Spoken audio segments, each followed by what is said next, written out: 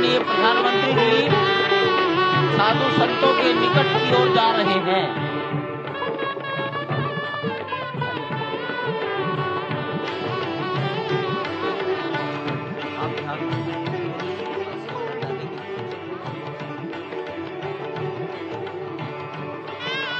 माननीय प्रधानमंत्री जी बहुत निकट पहुंच गए हैं संत महापुरुषों के।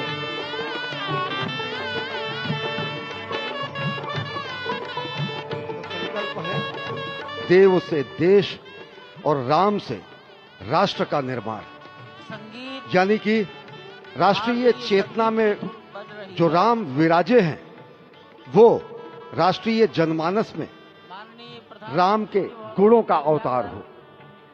मानस में जो राम हैं उनके गुणों का भारत के जनमानस में अंगीकार हो। निश्चित तौर से राष्ट्र निर्माण के 1000 वर्षों का जो स्वप्न प्रधानमंत्री नरेंद्र मोदी ने दिखाया है वह निश्चित तौर से पूरी दुनिया के सामने भारत भारतीयता को नए रूप में व्याख्यायित करता है, सनातन संस्कृति को नए स्वरूप में व्याख्यायित करता है। हमारी ही संस्कृति कहती है संगच्छध्वम संवदध्वम संवो मनांसि जानताम। हमारी ही संस्कृति कहती है सहना भवतु सहनौ भुनक्तु। हमारी ही संस्कृति कहती है कि हम विश्व बंधुत्व के लिए अपना सर्वस्व न्यौछावर करें, राष्ट्र निर्माण में अपना सर्वस्व अंशदान करें।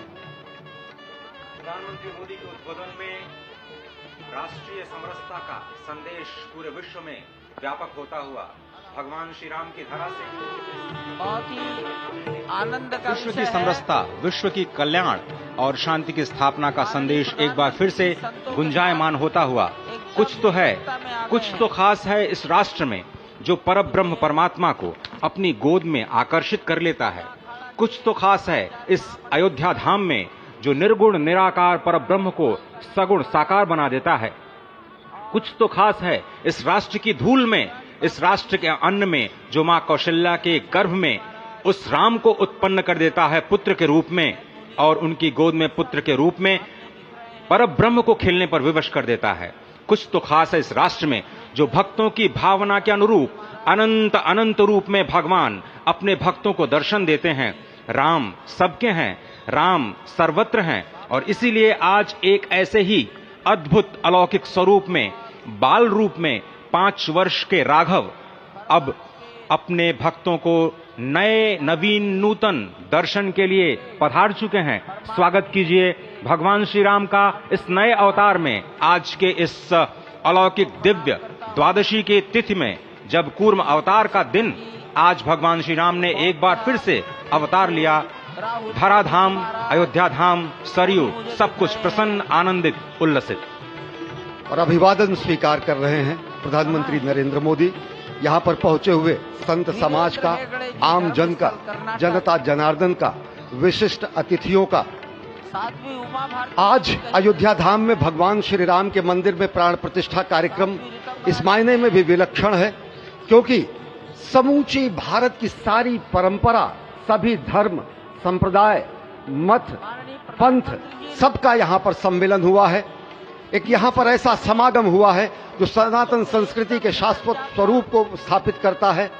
यहाँ पर शैव, वैष्णव, शाक्त, पत्य, गणपत्य, सिख, बौद्ध, जैन, दशानंद, शंकर, रामानुजाचार्य संप्रदाय, निम्बारका संप्रदाय, विष्णुनामी संप्रदाय, राम सनेही संप्रदाय, पंथों में घीसा पंथ, गरीबदासी, गौड़िया, कबीर पंथी, वाल्मीकि पंथी, धार्मिक संगठनों में अनेकानेक विश्व कल्याण में लगे हुए, भारत निर्माण में लगे हुए संगठनों के प्रतिनिधि, महिमा समाज, अकाली, निरंकारी, राम नामधारी, राधा स्वामी, वरकरी, वीरशैव, हर कोई भारत की समस्त मत पंथराय की जो अलग अलग धाराएं हैं वो आज उनका यहाँ पर समागम हुआ है, आज उनका यहाँ पर संगम हुआ है। और पूरी दुनिया चकित रूप में देख रही है कि किस तरीके से वैविध्य में एकता का प्रमाण, विविधता में एकता का प्रमाण, बहुरंगी सतरंगी विविध रंगी संस्कृति का आज यहाँ पर सम्मेलन हुआ है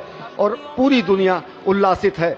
संभवतः इसीलिए कहा गया है कि मैं एक बिंदु परिपूर्ण सिंधु, यह मेरा हिंदू समाज, मेरा इसका संबंध अमर, मैं व्यक्ति और यह है समाज। इससे मैंने पाया तनमन, इससे मैंने पाया जीवन, मेरा तो बस कर्तव्य यही, सब कुछ कर दूं इसको अर्पण। मैं तो समाज की थाती हूं, मैं तो समाज का सेवक हूं, मैं तो समष्टि के लिए व्यष्टि का कर सकता बलिदान अब है। हिंदू तन मन, हिंदू जीवन, रग रग हिंदू मेरा परिचय। तो निश्चित तौर से